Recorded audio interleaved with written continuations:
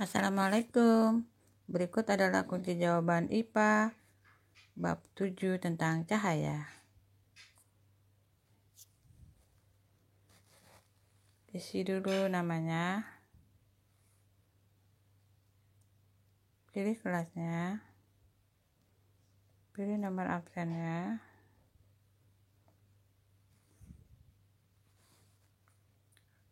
Di antara pilihan berikut yang bukan sifat cahaya adalah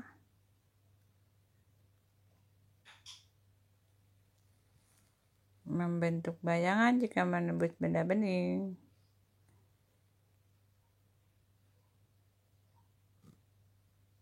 jika tidak menembus benda bening, cahaya merambat lurus mengenai benda gelap akan membentuk bayangan.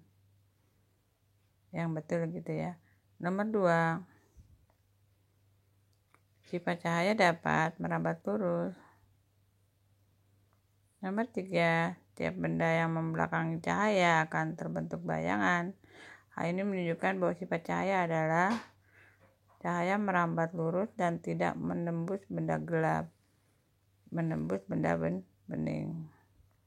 Nomor 4, pemantulan cahaya pada air yang bening dan cermin sehingga menghasilkan gambar yang indah dan mirip aslinya disebut pemantulan teratur.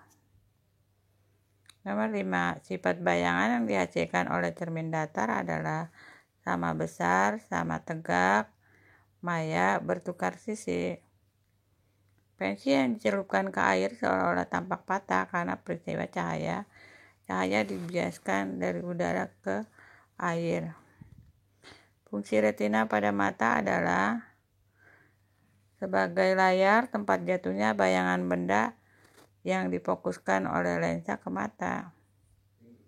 Nomor 8, bagian mata yang berfungsi untuk menggerakkan bola mata ditunjukkan oleh nomor otot mata. Nomor 3, loop merupakan salah satu alat optik yang menggunakan benda optik berupa lensa cembung. Penderita rabun jauh atau miopi dapat ditolong dengan menggunakan kacamata berlensa cekung atau kacamata minus. Kaca yang ada di tikungan jalan raya menggunakan cermin cembung sama dengan kaca spion untuk mencegah terjadinya tabrakan.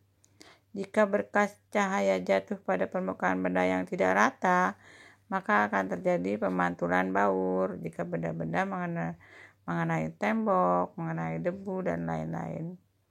Bagian mata yang berguna membersihkan mata dari debu adalah air mata. Dia akan mengeluarkan debu dari mata.